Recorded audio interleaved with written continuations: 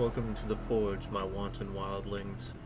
I'm your creepsmith, and I hope you like my work. Right now, I guess we're all a little stir-crazy, thinking we'd rather be anywhere besides home, and getting back to work seems like a distant aspiration to some of us. In that spirit, today's water cooler what the fuck is a little tale by one of my YouTube betters.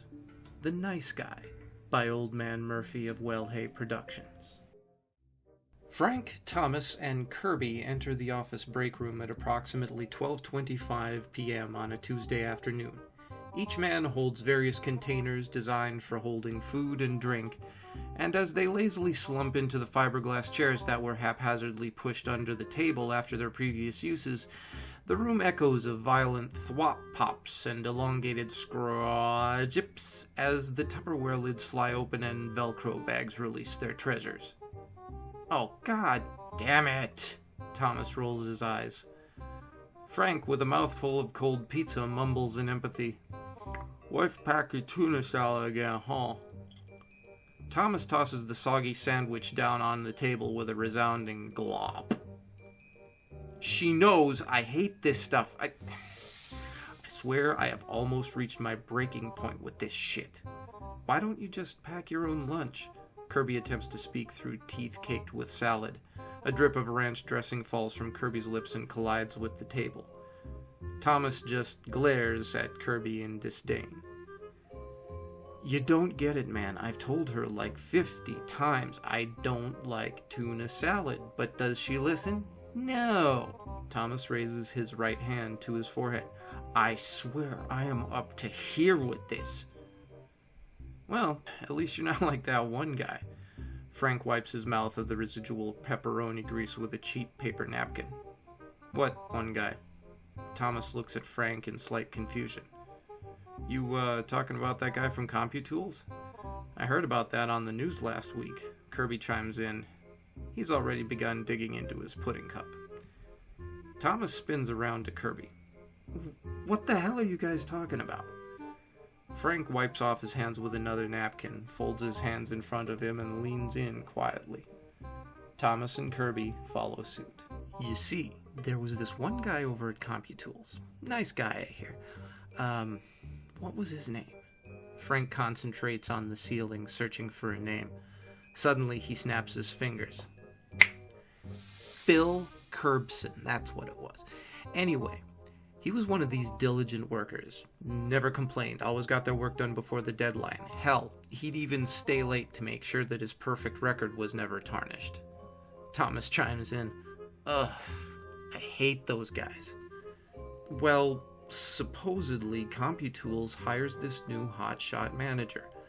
Basic, ROTC'd up from corporate, never lifted a finger in his life and gets to skip straight to the front." Thomas just shook his head. "Exactly. So this guy was brought in to," Frank raised his finger quotes, "help. And since this douche really didn't know anything about CompuTools products, he'd just bark orders and micromanage everyone. Everyone in the office was just buzzing. We're gonna quit. Let's get HR involved. This guy is completely heartless." The usual empty water cooler promises and complaints. Everyone was in a tiff, except for Phil. Phil would mind his own business, do his work with a silent smile. Hell, he'd even go so far as to ask his new manager, "Anything else I can do to help?" Well, I don't know if the manager deliberately planned to be this malicious or if it was just common nature for him, but he got this notion in his head to see how far he could bend Phil until the guy broke. Starting that very next day, the guy throws this huge workflow onto Phil's desk and barks out, "I need this done by 5 o'clock today, or you can just pack your shit and leave." Or, something to that effect. Phil quietly turned to face the manager, smiles his calm and innocent smile, and says, "Sure thing, boss." 5 o'clock rolls around, and Phil walks into the manager's office and proudly places the completed report onto the man's desk. "Here you go, boss."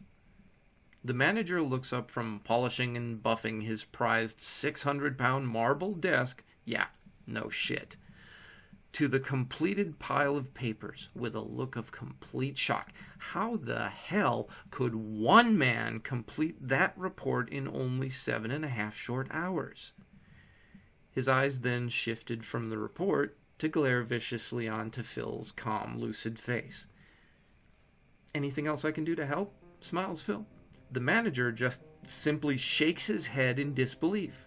"Okay, well, I'm going to head out for the day, sir. You have yourself a great evening." The manager is flabbergasted. He just steals up and vows that he's going to try harder to break this man's spirit by the end of the week. Well, the end of the week came and went, and Phil was still as cheerful as ever, always responding to every outrageous task with a happy, "Sure thing," and then returning the completed work to the manager at the end of every day with a pleasant, "Anything else I can do to help?" This goes on for a few weeks, and the manager, now seeing that his current efforts were fruitless, decides that maybe he needs to up the ante. The manager would now bombard Phil with major accounts and lengthy business trips and tedious conferences, all to quell his passion that Phil must be broken. But with every new and more difficult task, Phil embraced it with a "Sure thing, boss," and comes back for more with a sunny, "Anything else I can do to help?"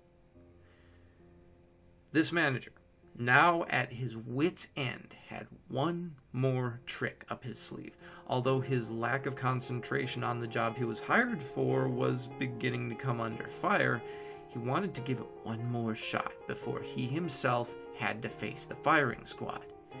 He got it in his head that it was the breaks in between each 8-hour day that was allowing Phil to wind down, regain his bearings, get a good night's sleep, and then come back the next day, ready for more. So with that in mind, he gave Phil the budget report for the following year and told him, "I don't care how long it takes, but you cannot leave your desk until we trim at least $5 million off of next year's budget."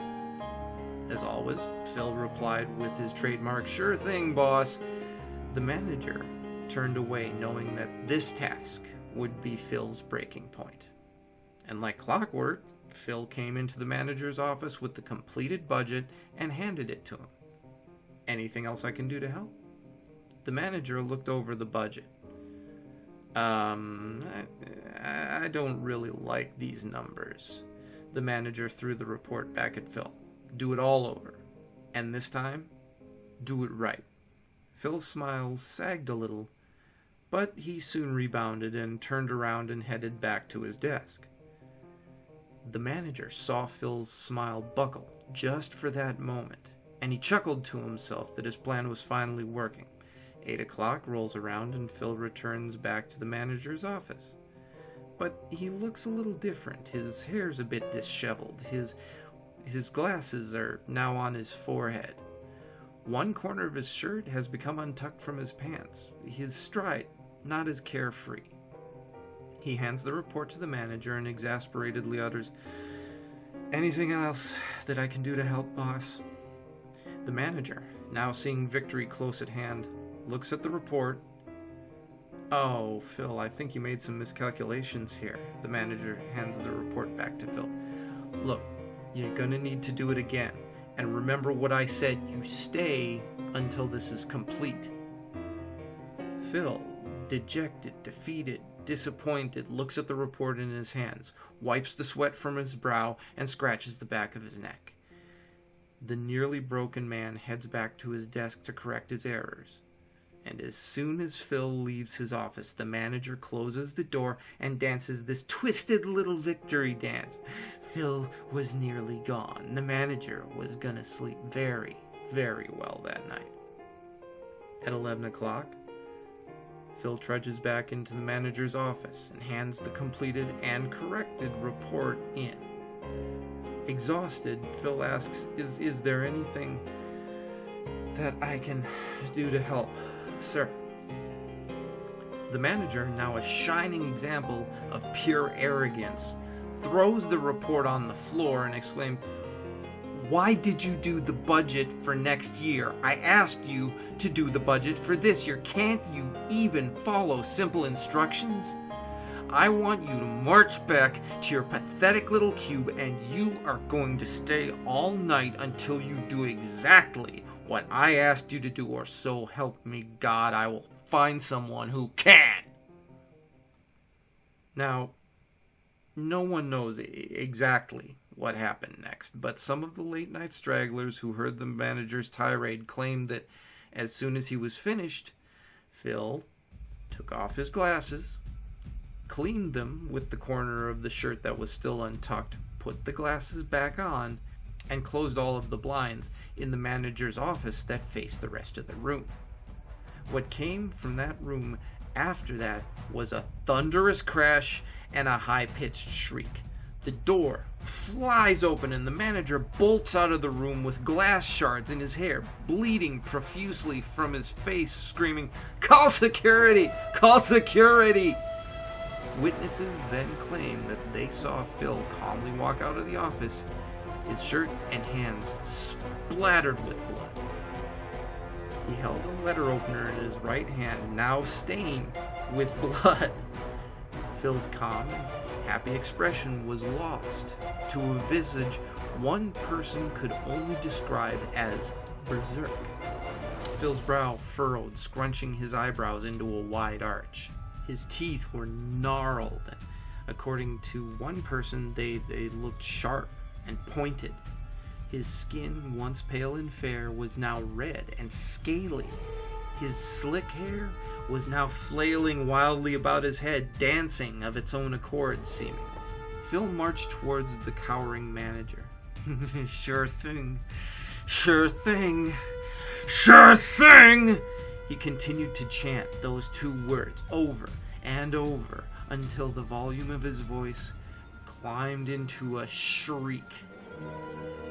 Phil destroyed everything in his path to get to the manager, who was now scrambling for the elevator. He turned over cubicle walls, he hurled the office printer, overturned desks, but was still marching at a steady pace. Not once did Phil's gait increase in speed. The elevator doors finally opened and the manager quickly darted inside, and as he was frantically pounding on the closed door button, Phil's arm thrust inside the cabin as the doors were closing. The manager lets out this high-pitched, girly cry for help, and then Thomas, now sitting on the edge of his seat, blinked. "Yeah?" "Well, Frank continued. Security hauled him away. The folks that stuck around for the whole ordeal say they've never heard Phil use any profanity, ever. But on that day, he used curse words so vile that they almost sounded like they were in some form of ancient language, some demonic tongue. Only by the grace of God was security able to restrain this guy." And the paddy wagon rolled up into the office building drive. Witnesses were noticing three things. First was that Phil was kicking and screaming the entire time, and he was hardly recognizable, didn't even look human. Second, the manager couldn't stop crying. And thirdly, maybe the most bizarre, was that they realized what had made that thunderous crash in the manager's office. That 600-pound marble desk, the manager's prized possession, well, it lay in pieces outside the office window now. So that's it? What happened after that? Was there a trial of some kind? Was he arrested? Thomas exclaimed. They tried to put him on trial, but he was deemed mentally unstable and unable to serve for trial, so he was committed to the state hospital over in Brookfield. And everything died down, returned to normal. The manager was brought in to see corporate, and he was actually let go because not only did the security cameras record what Phil did to the manager in the office, but they'd also recorded the manager's outburst on Phil that caused him to snap in the first place. "Just desserts, I say," Thomas commented. "Kirby, he just shook his head and started to clean up his empty containers. Well, here's the real punchline. And I got this from Sally Boyd over there at CompuTools. She used to be the manager's admin.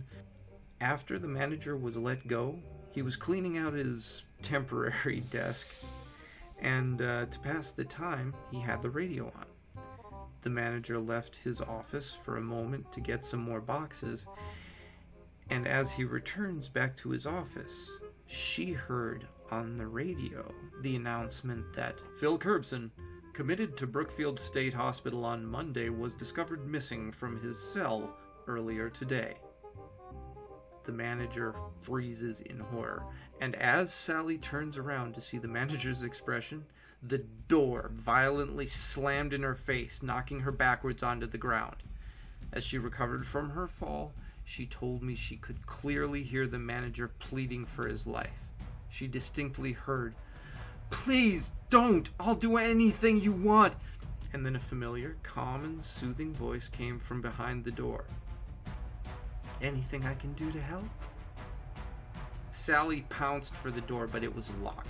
She tried to look through the window, but the blinds were mostly drawn, so she only saw the flailing arms and legs.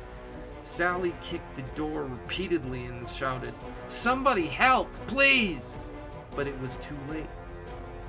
As soon as the commotion ceased from inside the office, Sally heard the knob click to signal that it had been unlocked. With tears in her eyes, she slowly reached for the knob and opened the door to reveal a gruesome scene. The manager, splayed open from his throat to his pelvis, ribcage open and organs exposed. His hands twisted into contorted knots of flesh and muscle and bone. His face was warped into this expression of unrelenting anguish and fear. His eyes were wide, his jaw locked, nose broken and twisted. In his left hand, its last cadence drawing to a close, was the manager's own heart. Sally and some of the onlookers who had finally gained access to the room then looked up to see the following message scrawled on the bare, dingily yellow office wall. "We were wrong. He had a heart after all." Jesus! Thomas had to hold back the vomit by covering his mouth. After that, CompuTools shut down the office. I think they turned it into a megabuy. Frank finished his tale with a solemn sip of coffee. Thomas rubbed his eyes. Whoa. Wait a minute. Whatever happened to Phil? Well, this is when I'm supposed to say that's the strange thing, but it's not really that strange. When they finally opened up the office, the only person in there was the manager. Sally even said that she had never actually saw Phil. She only heard his voice, or at least what sounded like his voice. And he hasn't been seen since then. "Oh, that is complete bullshit," Kirby exclaims. Frank and Thomas spun around to glare at Kirby for breaking the mood. "What?" Thomas inquired. "As if you know exactly what happened." "I just know that that's not how it happened," Kirby calmly stated as he adjusted his horn-rimmed glasses. "Okay, hotshot. How do you know?" Frank jested. "Because..." Kirby leaned in close. Frank and Thomas matched Kirby's movement. "The hospital doesn't know I'm gone yet." Just then, Kirby's manager leans into the room. "Hey, Kirby, I need you to do something for me." "Sure thing, boss." As Kirby stands up to leave the now silent break room, Frank and Thomas glance down at Kirby's security badge for his full name. Kirby Phillips. Well, I guess that job stress and conflict has different effects on different people, huh? So remember, just because some people have saintly patience doesn't mean that they're not holding down a demonic temper. Stay scary, my wildlings. Stay healthy, stay safe, and make the most of your nights.